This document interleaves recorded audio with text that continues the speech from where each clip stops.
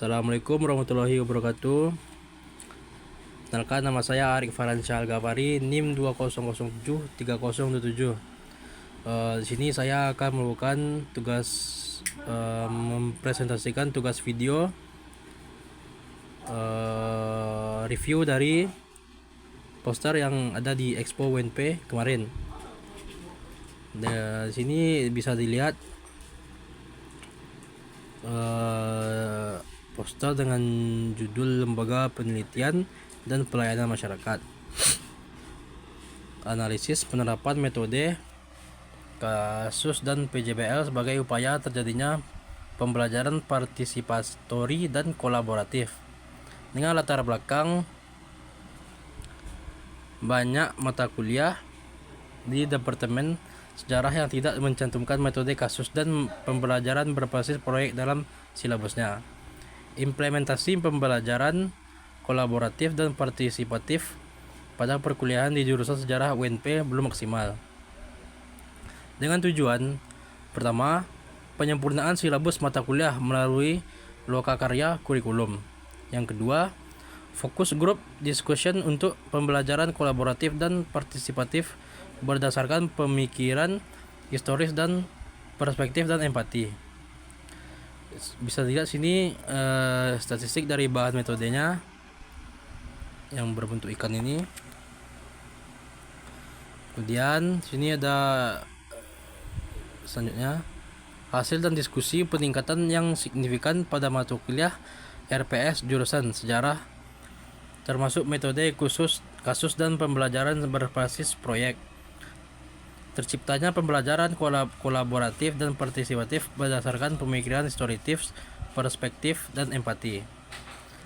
Dan bisa dilihat kesimpulannya, penelitian ini memberikan manfaat yang sangat baik bagi penyempurnaan silabus mata kuliah di jurusan Sejarah, mulai dari analisis implementasi di kelas FGD dan workshop revisi silabus dianggap sehingga memuat metode kasus dan PJBL yang tentunya menunjang IQ 7 di jurusan UNP.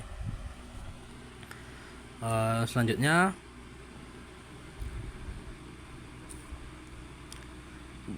poster dengan yang berjudul perbandingan kolokasi kata wabah dan pandemi dalam korpus Nusantara, dengan latar belakang penggunaan kata wabah dan pandemi masih belum jelas atau dalam berbagai konteks.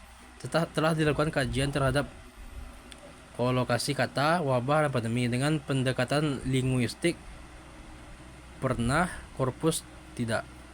2. Tujuan penelitian ini adalah membandingkan dan menganalisis kolokasi kata wabah dan pandemi dalam korpus Nusantara. 3. Bahan dan metode. Penelitian ini menggunakan pendekatan metode campuran untuk mengkaji kolokasi kata wabah dan pandemi dalam korpus linguistik secara metode kuantitatif digunakan untuk menganalisis data statistik yang diperoleh dari korpus tersebut, sedangkan metode kualitatif digunakan untuk menginterpretasikan data tersebut. 4. Hasil dan pembahasan. Kata wabah dan pandemi dapat berkolokasi dengan kata benda, kata kerja, kata keterangan, dan kata depan. Kata wabah dan pandemi dapat berfungsi sebagai subjek, objek, keterangan, dan pelengkap dalam sebuah kalimat. Yang kelima, kesimpulan. Frekuensi kata wabah lebih rendah dibandingkan frekuensi kata pandemi. Menggunakan kata wabah dan pandemi mempunyai persamaan dan perbedaan tergantung konteksnya. Yang keenam, pengakuan.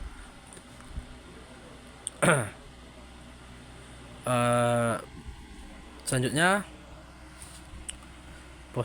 poster yang selanjutnya itu dengan judul peningkatan aktivitas fotokatalik, dengan latar belakang aktivitas fotokatalik titanium dioksida atau TiO2 dipengaruhi oleh kombinasi dengan beberapa faktor, termasuk luas permukaan, fase kristal spesifik, ukuran partikel yang disesuaikan, dan kristalisanitas yang baik.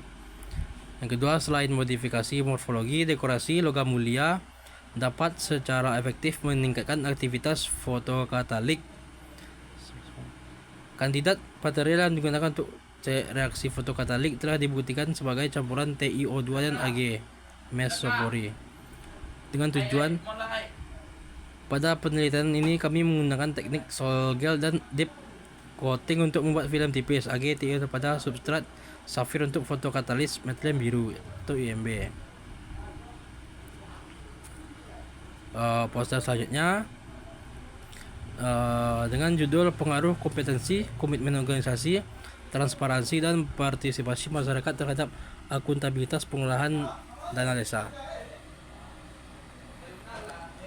Yang berlatar belakang jumlah data desa yang transfer dari pemerintah pusat terus meningkat setiap tahun, mulai dari 20,77 triliun pada tahun 2015 menjadi 68,00 triliun pada tahun 2022. Yang kedua, dengan tujuan untuk menganalisis pengaruh kompetensi aparat dana desa, komitmen organisasi, transparansi. Yang ketiga, bahan dan metode.